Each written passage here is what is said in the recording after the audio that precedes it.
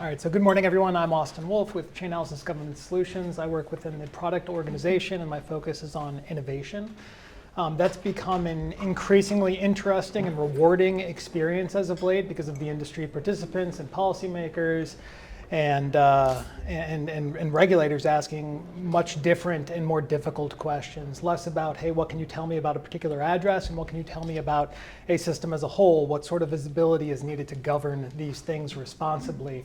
And so that is the lens of this talk. It'll be much less a product demonstration and just kind of a reflection on the evolution of visibility over time. So the history of digital finance, it's not only a story about new assets or new payment rails. We talked a lot about that today, and that certainly is interesting. Not just about new technology, it's also a story about what we are able to see, what we are able to understand, and how we are able to act on it. Every major advancement raises usually the same basic question: what can we actually see? And if we cannot see it clearly, then it becomes really difficult to govern it, to secure it, and certainly even for the public, very difficult to trust it. And visibility is not enough in itself. A bad map, if you will, is often much more dangerous than no map at all because it creates confidence in the wrong answer. So today what I want to do is I want to talk through how digital finance has evolved from seeing transactions to seeing behaviors and then systems, and then pose a question about what does visibility look like in the years ahead.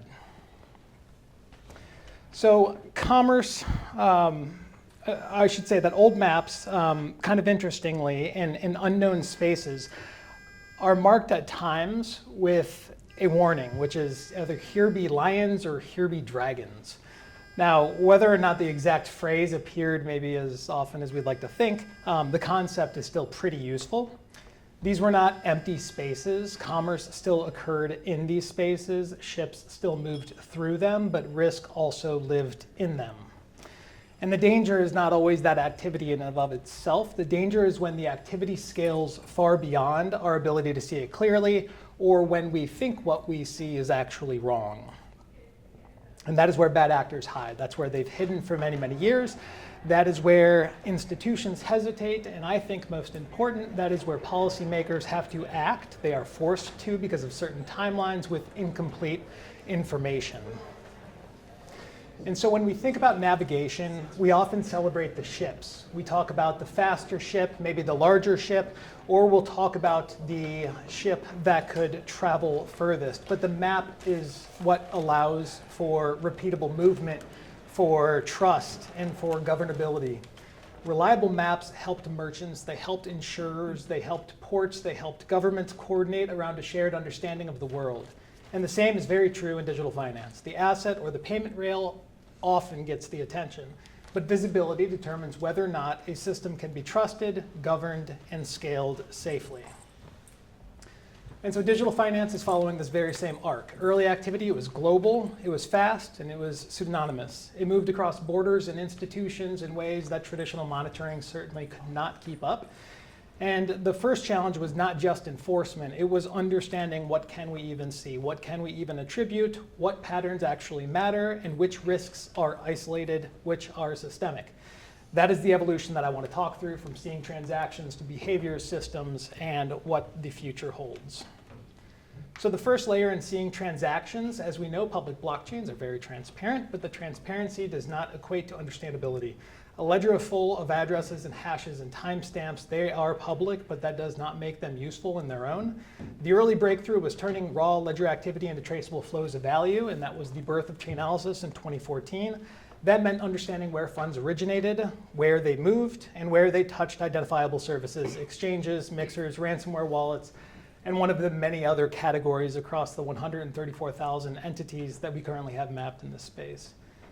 That created the first practical map of digital movement, and that is now across millions of supported assets and over 1 billion of attributed addresses, meaning you pluck out one of those addresses, it belongs to a named entity in this space.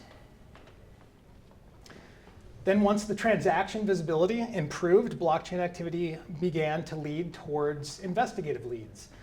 Cases involving some of these here on the screen are Silk Road, ransomware, Colonial Pipeline. These help show that blockchain activity can actually be investigated, attributed, and sometimes connected to real-world activity for disruption. And the point is not that every case can be solved or every dollar can be retrieved. We certainly know that is not the case.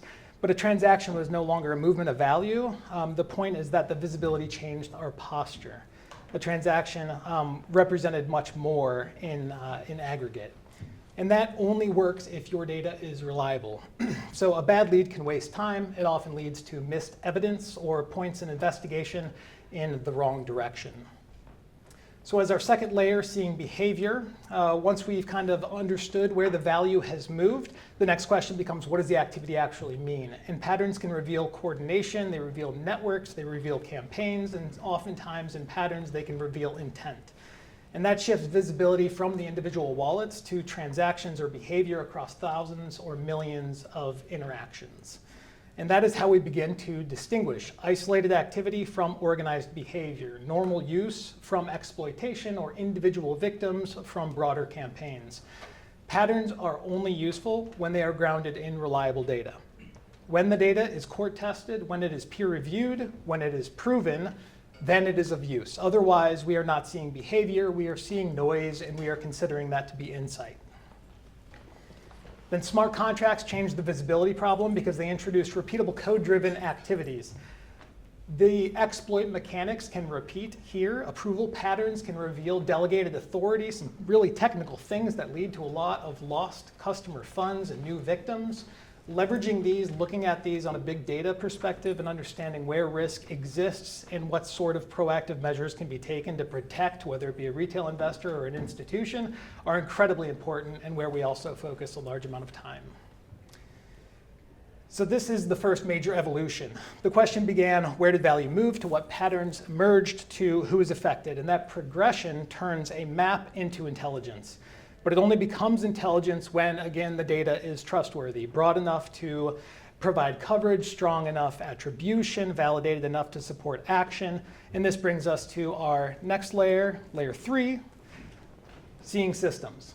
So systemic risk, as you can expect, does not live in one wallet, one transaction, or one smart contract. It lives across ecosystems, corridors, liquidity networks, and infrastructure. And at this layer, the question changes now once again. It's no longer who sent the transaction, it is what does the behavior, now that we can ascertain that, what does that reveal? It is what value moves through the system, what are those corridors, where is that liquidity, et cetera. And that is also a data quality problem.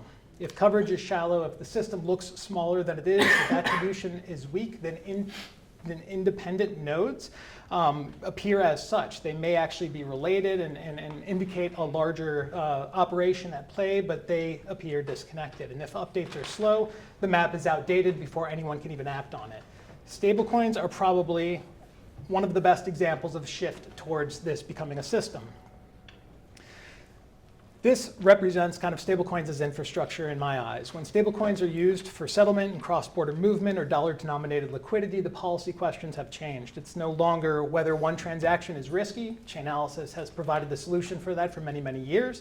That is certainly important, but it's more so asking whether or not we can understand the system through which the value is moving, looking broadly at an asset and asking where is risk specific or unique to this asset versus another. Where are they being used as payment rails? Where do they touch regulated institutions? And maybe where are they being used to bypass controls? And so this matters not because every transaction is illicit. We put out a report on a yearly basis that proves it is not. But visibility matters because infrastructure has to be understood before it can be governed. And so if we look at infrastructure, risks also become network level. Sanctions exposure, I think, is a great example of this. It's not enough to look at a wallet in isolation. It requires reliable entity attribution and broad coverage. Using A7, A5 here as one example, it's a Russian ruble-backed token. The story is less about the token, more about the actual system itself. Nearly every entity that is attributed happens to be a sanctioned entity. And here we have some pretty alarming figures on the screen. But this is a really good case study on why these systems or why these assets come into existence, and the trading of those assets can very quickly turn into a system or infrastructure. So a couple more slides to round this out. If the first layer was seeing transactions and the second was seeing behavior and the third is seeing systems, then the next question is what visibility will we need when maybe something like software begins to initiate economic activity in and of itself. AI agents, agentic payments, we heard about this yesterday, even today. It is a very exciting area that I'm also personally interested in. That is not the centerpiece of the talk. That's more of like what is on the horizon, but they do remind us that the visibility problem is not finished. If software can initiate payments or execute instructions and contact services and make decisions based on who to pay, then who's at fault? Do we look at the intent of the prompter? Do we look at the agent? There are many questions that we've not discussed in today's presentation that will become very relevant, incredibly important.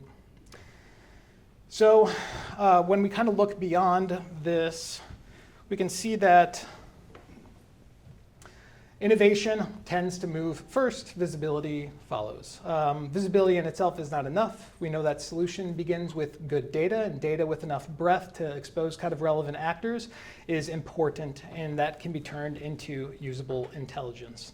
So to finish off here, I would say the history of navigation reminds us that movement was not the only breakthrough. Again, it wasn't the fastest ship, it wasn't the largest ship or the ship that could travel farthest. The breakthrough was the map, and more specifically, a map that people could actually trust. Better maps created safer trade, better maps created trust, and better maps enabled governance at scale. And the same is true in digital finance. We've moved from seeing transactions to seeing behaviors to seeing systems. And now we're beginning to ask what visibility will we need in the future. The answer lies in the data. If you're interested in this level of kind of visibility, the core tested, the peer reviewed data that is deterministic and proven at scale, with little chance that a bad lead leaves you guessing or forcing policy with incomplete information, then we at Chainalysis would love to have those conversations with you.